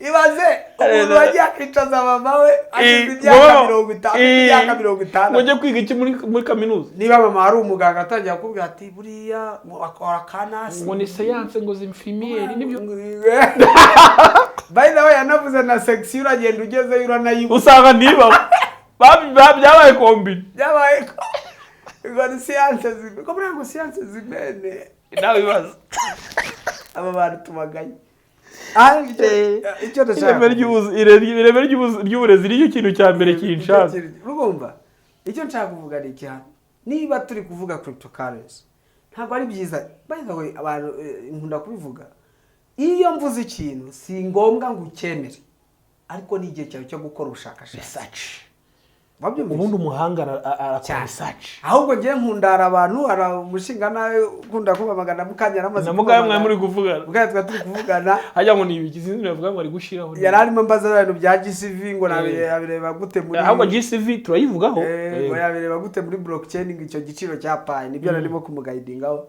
kuko yararimo ambwira ndamushuhuje by the way ndamushuhuje cyane Amerika ntahari muri Amerika nanyu umusurize rero icyo nashakaga kuvuga niki nuko si byiza gupinga ikintu utakora ubushakashatsi niba wowe umuntu arandika ngo Pi ni igicupuri ifite headquarter gira ajya kuri Google akazibona headquarter muri California muri Europe muri mu Bwongereza ikabigira muri Aziya izo headquarter utekereza yuko zishyirwaho ko nta muntu n'umwe ujya muri Pi ngo yishyira amafaranga izo headquarter abakozi barenga 35 gusa muri Amerika 35 uvuye Wikubyo ariko byonyine ni ibigicupuri abo bakozi 70 barengeye kurenga ijana nabo ni bafite akazi bishyurirwa nibabona amafaranga yabo bakoreye bakavuga ati tubonye anga tubonye bize bafite n'ubumenyi rutubwawe burutubwawe ibyo urata ngo za kaminuza na za doctor wabona ari injijuke ushaka ari injijuke cyane injijuke ariko injijuke imwe se yagiye kwigana ibyo abandi bari bafite bakamwigisha gufata mu mutwe kubroka yarabrotse yashize amazi aterekamo ibirenge yafashe mu mutwe yagize gute ubu rwose afite CPA muri finance doctora naki afite PhD ushaka gusanga ari injijuke uwo muntu ariko reka hano twenda tuvuge iki kintu tari kwibanda ngewe ngiye kubagira inama ikintu cyonyine reka nkubwire Ezra Mpyisi yagiye avuga ngo Imana imaze kurema umuntu mzee RIP to mzee yavuga ngo yamushyizemo ikintu gitangaje icyo bita spirit umwuka wo kumenya no gusobanukirwa ngo ndamukotinze nyakwigendera nta kiriho Imana imaze kurema umuntu yamushyizemo umwuka wo kumenya no gusobanukirwa biratangaje wowe niba uwo mwuka utawufite ahubwo n'ujye uwukoresha kuko Imana imaze kukurema yagushyizemo umwuka wo kumenya no gusobanukirwa niyo mpamvu witwa umuntu rero niba dukoze commentaire ku kintu ntabwo si byiza ko unemera n'ibintu navuze ariko byibura ukwiye gukora research ahubwo niba uri umuhanga ukora research cyane tubisubiremo byabona byiza ukazafata yani birangiye ukandika atari ko hari abantu bajya bamusora mu comment kubera ko uri umuntu hari utwo wibeshye hari nk'ubushize najya kuvugaga BRICS nkibeshya igihugu kibanza nkakita Belarus kandi ari Brazil I like it so much ndabikunda cyane ibyo ni ibintu byiza rero icyo navuga abantu bafite kote negative ngo paye network ngo kwa reka ngubabwire president ntakina Donald Trump ntakina wabyumvise niba nakina ntabwo yari bushyireho abashinzwe ibyo bintu wabyumvise yari kubivuga mu kiyaga uko byagenda kose rero reka urambwe ngo tuvuge kuri GVC reka mbere duheraho ubwo nashaka kuze kuduha n'ibiciro bigenwa gute by'ama bitcoin wowe reka nkubwire idolari riratugura cyangwa tugura idolari kwewe niyo GVC ndashaka kuguha urugero kuko hari umuntu ubwira ngo GCV kuko GCV ni bundi babyita ngo ni global consensus value GCV bisobanuye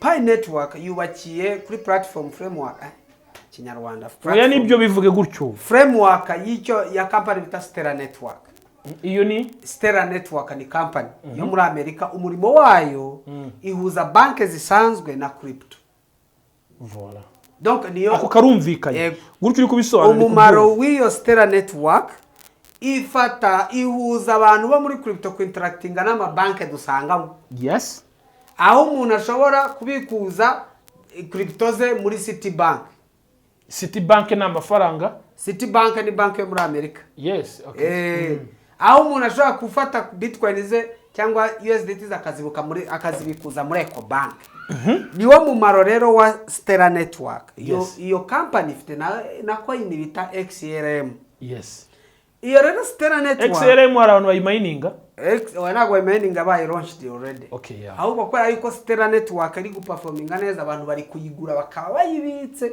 Stellar iyo XRM kubera yuko Stellar Network iri establishinga platform yayo neza ni nayo company heruka muri Kongre ya Amerika Stellar yego umuyobozi wayo w'umugore ndamukunda cyane wanasobanuye yuko barangije establishinga iriya system ya MoneyGram aho umuntu ufite cryptocurrency yaba Bitcoin yaba Bitcoin yaba iki yaba XRM yaba Doge uzajya ujya muri application ya MoneyGram uvunjemo muri USD ujye kuri office kwegereye ubona amafaranga aho rero nicyo bita Stellar Network Stellar Network rero yestablishinge advanced technology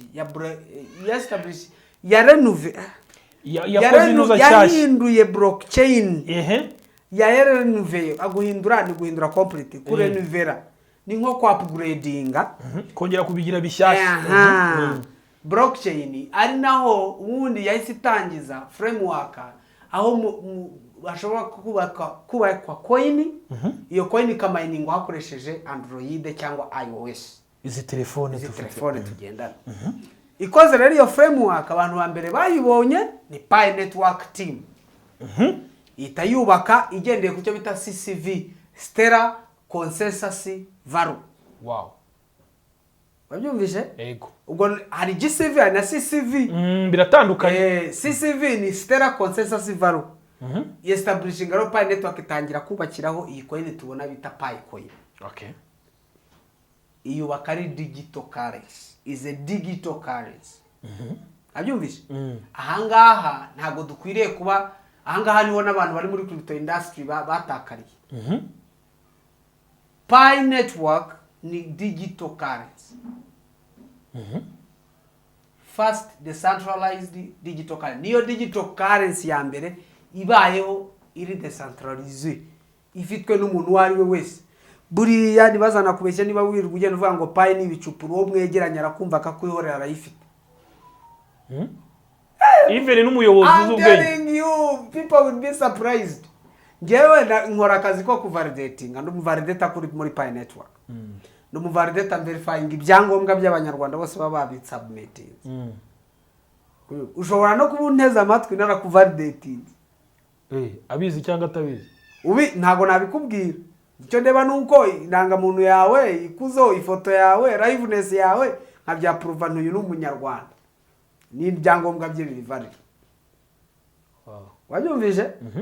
Rero kuko nkora validation nzi ngo abanyarwanda bangana iki. Nshobora kuguha impuzandengo. Urabyanga uri kuvuga ngo Pi network iki ariko still your neighbor, your friend, your relative, your brother. Bikoyo umuturanyi umuvandimwe barakwihorera uraho waramanga manze. He is active. Uruko bari buru bigoye kumvika. Uruko hari umuntu babigoye kumvisha ukavuga uta kugira ngo mfate umwanya sobanura uyu muntu ikintu kuko ugoye ndakuretse. Ari abantu bagoye. Hari umuntu wanga kugira inama kuko ubona umugira inama byabikiba. Ariwo nkushaka kujya kugira umuntu inama ukabona aho kujya yimugira ukareka ukazayimugira byamubayeho. Avuye. Hari abantu bahanavayo agiye ukamwihorera. Kavuga uyu muntu nta na rimwe mugira inama ajyayo ngo abyumve. Reka muhanavuye. Reka muhanavuye. Rero ushobora kuba warajeje inguni Pi network scam ariko se Bitcoin is not a scam. Other cryptocurrencies are not scam ariko Pi network rero iba reka nikomereza. Iba decentralized yubakirwa kwiyo CCV Stellar Consensus Value. Noneho dutangira kuyimayininga kuva 2019 batuyohererezanya tubwira undi muntu amakuru yayo niyo company yonyine iri organize itanga intego z'umwaka umwaka washira igasuzuma izo ntego ko zagezweho igakurikiza steps zikurikira. Steps kuba Pi network igeza ntago yanyujije muri steps zitandukanye n'izandi macoin yanyujemo. Yose aca muri izo steps gusa izindi coin zo kubera hari ibindi biterwa n'uburyo ki Pi network shaka kwistabilize kabari stable coin. Hari ibintu byinshi byayisabye kugira ngo ifate imyaka yose. Bituma itinda. Imaze rero gutangira igiciro cyabaye ikibazo cyabaye kimwe. Igiciro cya Pi coin imwe kizabaranga. Hari ibintu byinshi byavugwaga. Ndibuka umugore wa Nicholas Korea hagati y'ibyo bihugu. Ariko afite urushinwa. Ariko iyo murebeye nyine ubona ari mw'icyo gihugu. Yigeze kuvuga ngo umuntu wenyine uzaba yaramenze Pi coin 10. Izi 10 ni generation. Avuga ngo uwo muntu na amafaranga azarya ku buryo abana be bayaryaho. Abivuga icyo yavuze za 2020 ntabwo byeze byumva ariko mu mwaka wa 2022 nibwo noneho hatangiye icyo kintu bita Global Consensus Value. Yari nama yari yabaye. Dr. Nicholas yavuze ngo igiciro cya Pi network ngo nicyo ni igiciro aba pioneer bayigira. Aba pioneer ku cyari bo bagena igiciro. Ni consensus. Ibyo nakubwiye ni consensus. Njewe nawe nundi muntu nitujya ku isoko turi batanu tugahurira kuri voka imwe. Wabyumvise? Twese tuyishaka igiciro kiramera gute? Igiciro kirabiya gikomeye. Ugurisha voka yayigurisha na 2. Yego. Kwera ko bona twese tuyikeneye. Twese turayikeneye. Iyi consensus ureba iri ubundi ikintu bita consensus harimo ibintu by'ibimeze nk'ibarura. Uku kuntu ubona nyine abantu bose bari kwinjiramo niko biyongerera agaciro kayo. Kandi ntago formule zigenga Pi coin zizamera kimwe nk'izigenga cryptocurrency. Ko nabisobanura. Cryptocurrency ni crypto. Mu gihinda ni digital coin. Niba ugira ngo niba uri umupioneer ukaba ushaka kubimenya ko ibyo ndi kukubwira ari byo. ujye kuri mining app yawe, ujye kuri referral team, ujye usa n'ugiye kwambita umuntu ka message baguha ya link woheze yanditse ngo digital, bakuvuga ngo digital currency pana cryptocurrency barabivuga. Bavuga digital currency. Bavuga digital currency. Urahita ubibona. Digital currency itandukanye na cryptocurrency. Uruzi ko duhano bitandukaniye. Niyo ya mbere ibayeho. Digital currency mpamvu bivuga ni ihe, ntabwo igiciro cyaho kigendera kuri gende twavugaga demand nacyo. U Rwanda rugiye gukora CBDC, Central Bank of Digital Currency. Amafaranga y'u Rwanda batekereza azagira guta agaciro. Ntabwo ari demand and supply. Nkuko amafaranga y'u Rwanda asanzwe agira agaciro bigendeye kuri consensus. Kukwemeranya ko abanyarwanda ko dukoresha rero afaranga. Buriya bitanu ni ya bitanu kubera kwemeranya. Ugiye kumwanga ko nigeze nditora. Hari umuntu yituvuga ngo abadepite wayohereza ngo bajyanagaye.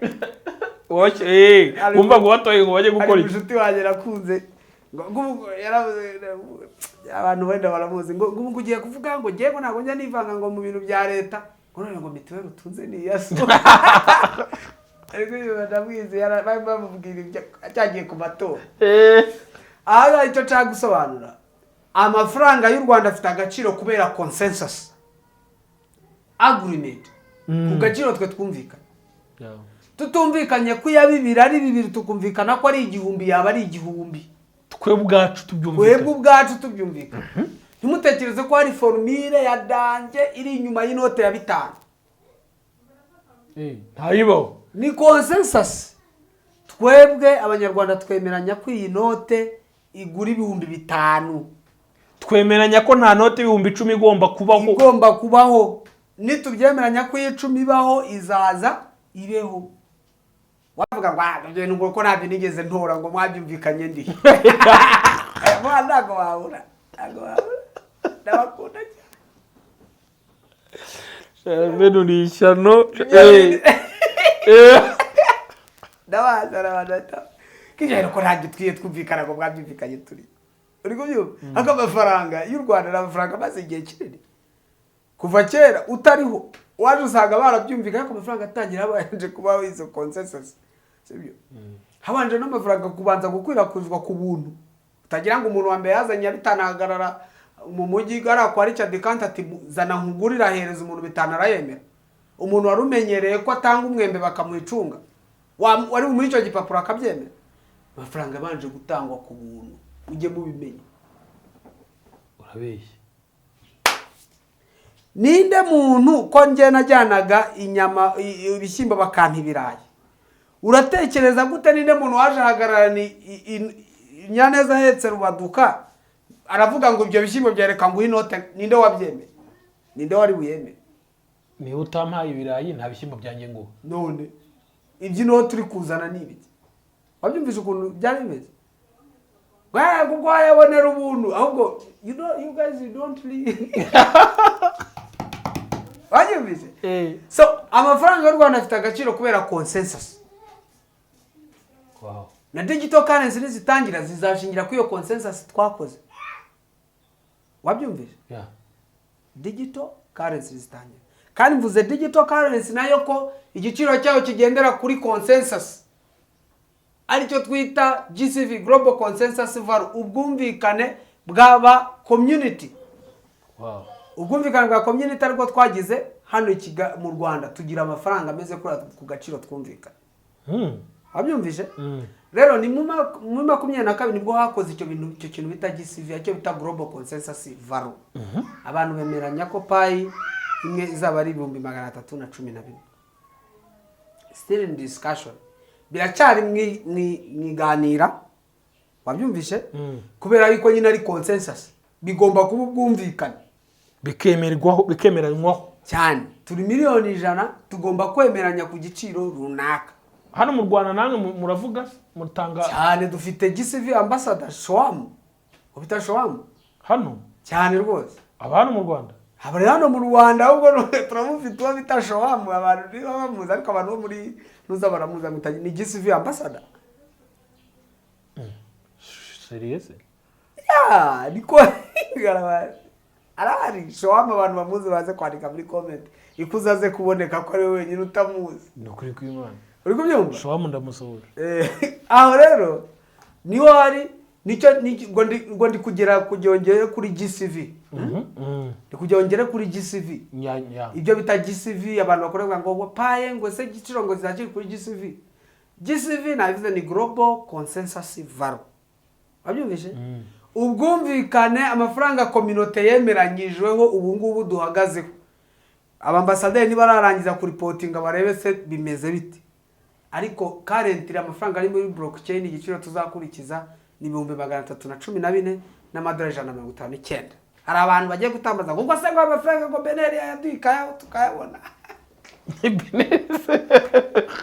Beneri sirabura n'amafaranga ibaze ngo se ngo nawe ngo bro ngo tekereza hari umuntu wababaga ngo tekereza ngo na mu midugudu ibiri muri abantu ngo ufite pazinga ngo erega narabyumvishe ngo wenda gushaka maze ngo nk'imyaka 5 numvishe audio ye aho kintu ntayifite ngo nyikina abantu bayumva wabyumvishe ngo amafaranga ngo mu mudugudu ngo yaboneka ngo nindu yatunze Kigali ngo nabo bakire ngo baratunze ikibazo ntuzi projet bimeze gute ifaranga ry'u Rwanda iyo rimaze kuboneka habayeho consensus turyemeranyije abanyarwanda baribona gute bajya kurivunjisha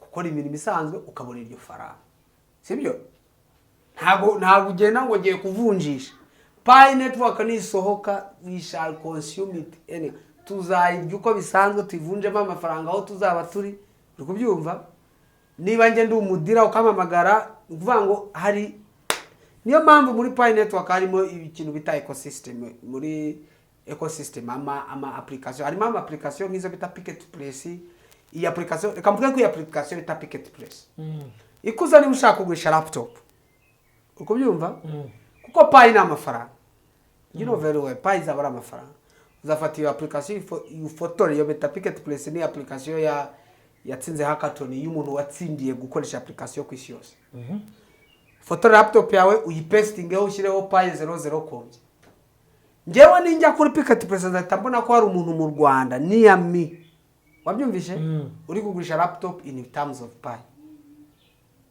ntago nzabanza kujya kuvunja amafaranga ngo nkuzanire cash ngo nze nkuzanire cash ndakwishyura Pi ahubwo ndaguza ndebe umereze nkoherereze Pi zawe wabyumvishe aha rero bikureho urwo rujijo abantu bazajya kuvunjisha kuri Beneri Bitcoin uri kubyumva abazifite abazigura nta n'umwe ujya kuri Beneri cyangwa kuri hehe nese nta muntu ufite ikibanza ngo muhe pin wamaze kubyumva ibyo ari by the way ari company ari company yo mu Burundi yiteguye kuzubaka amazu muri East Africa abantu bakazishyira muri Pi network abantu bayizi ko abashinga nahe barayizi cyane uravugisha ukuri cyane abantu bagiye gutangira kugura amazu muri Pi cyane rwose ubu ufite Pi ugura inzu kuvuga ngo uzajya ufite Pi banza wishyura igice cya mbere iyo company ikubakira ikindi gice nacyo cyishyura intuzirangiye inzirangiye wimuke mu n'umuryango cyane rwose mureke gutekereza ibyo bintu uri kuvuga ngo uko se ngo iyo company ntabwo izagutuma kuvunjisha aho niho abantu bafite bakeneye gufata telefone yawe ukajya muri wallet yawe 00 kombye ukayabohereza akajya kuri wallet yabo kuko Pi ni amafaranga ibyo bintu buri kuzana ejo bundi IMF nijya gutera inkungu Burundi wabyumvishe nubwo Burundi ndabanyakuba yayanze nijya gutera inkunga igikorwa iki niki izohereza Pi runaka cyangwa kuko IMF na World Bank biri muri blockchain ya Pi network zabanje agreement signed amasezerano rasinywe ya World Bank Swift ibyo bita Swift code nibyo Swift code ibyo bya Swift code bikoherezanya amafaranga n'iki byose nakazi ka Stellar network niyo nahereye nibikora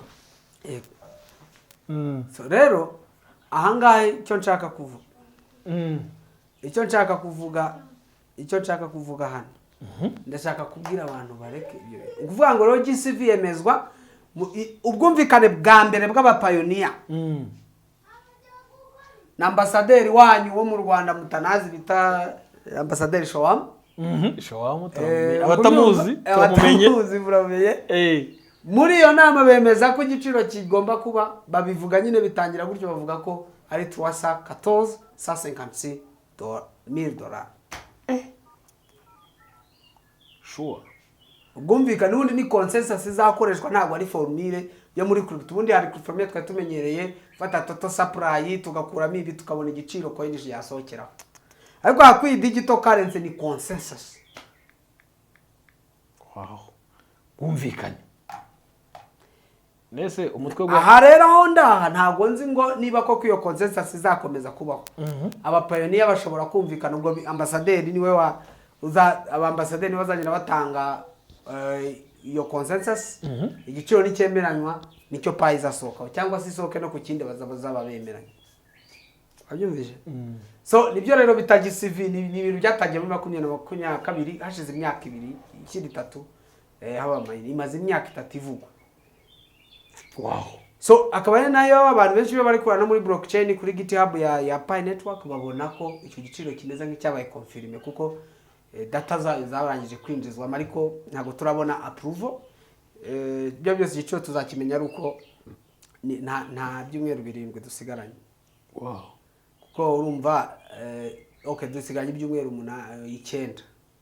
Okay. Twita 13 dusigaranye ibyumweru 9 byo kuba Pi yaronkinze abayarya tuyarya igiciro tukimenya abamamaza ku ihumure muri Picoin muza kwamamaza ese nkubaza migration zitaraba batarazibona migration ziri gukorwa kugeza ku itariki 31 umuntu wese tarayibona ubwo cyetse abaye afite ikibazo muri za steps zitarakorwa zazindi 9 hari abazifite ariko bose zarangiye zira steps iyo zarangiye rero kugeza kuri 31 migration niba wikoze imara iminsi 10 n'ubundi uyikoze utegereza iminsi 14 ko yaba yabaye completed nubwo ushobora no kuba no mu minsi 2 minsi 3 ariko itinze urategereza icyo gihe.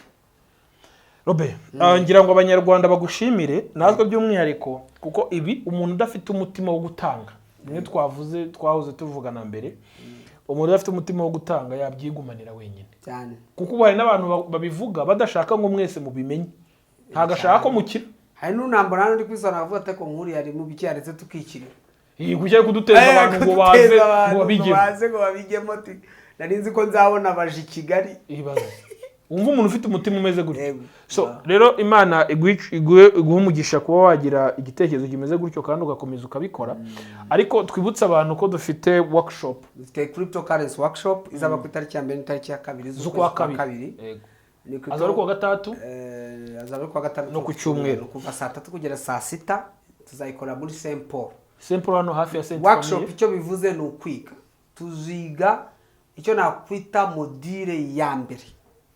Okay. Ku buryo umuntu azahava ahura n'umuntu akavuga ati wapi crypto ni gutya bikorwa gutya trading ikorwa gutya. Okay, hanyuma ibi rero ni 25 cyane hariho code abantu bari bujye muri komanteri barebe hariho link na pininze yihumure iyo pin yo bayikandeho iyo link ibinjize ku rubuga rwa WhatsApp rubuga rwa WhatsApp basangeho liste biyuzuze ibintu byose byabaye kwanabuhanga ntugorane ngo byakunaniye basunya wa saving nizo nimero unyandikiye kuri WhatsApp muhe link ariko byananiye mugerageze kuyirinda kuko nimwe mugiye guhindura isi cyane. So Robe wakoze rero bani gumugisha murakoze cyane inshallah iyo nyubako yiza kuba umuntu nta kabuza ari kugusaba kuyisiga amarangi ya Beta Paints kuko ari yongerera agaciro nayo ikaguhesha ishema mu bandi. Ngaho rero yibere mu kimbo umurimbo wayo ubushinge Beta Paints uruganda nyarwanda dukesha amarangi yuje ubuziranenge aryoshya aho dutuye naho dukorera. Hari ay'amazi n'ay'amavuta nka Silk Vinyl, Weatherguard, Fast Dry, Epoxy, Wallmaster n'andi adakangwa n'imihindagurikire y'ikirere. Dufite nasigwa ku byuma no ku modoka. Niba hari n'ubundi bwoko bw'irangi wabengutswa handi duhe komande. Ikoranabuhanga ryacu rira ritunganye mu kanya nk'ako guhuya. mu Rwanda kandi twihariye gukora amasitike nziza z'ibyuma n'iz'ibirahuri. Produit za Beta Paints murazisanga mu gihugu hose, naho kurangura ni Remera haruguru ya gare ku Muhima hateganye na Hotel Kapi mu Gakiriro ka Gisozi hafi y'Umukindo House. Hari kandi ni Rubavu hafi y'urusengero rw'Abadive, i Musanze ni Rusizi, ariko n'uwaba ari ahandi mu gihugu hose ashaka kurangura produit za Beta Paints tuzimugezaho kandi tukamutwaza ku buntu. Ku bindi bisobanuro iyambaza telefone n'urubuga rwacu ubona kuri screen yawe. Beta Paints, best quality, best price, good service.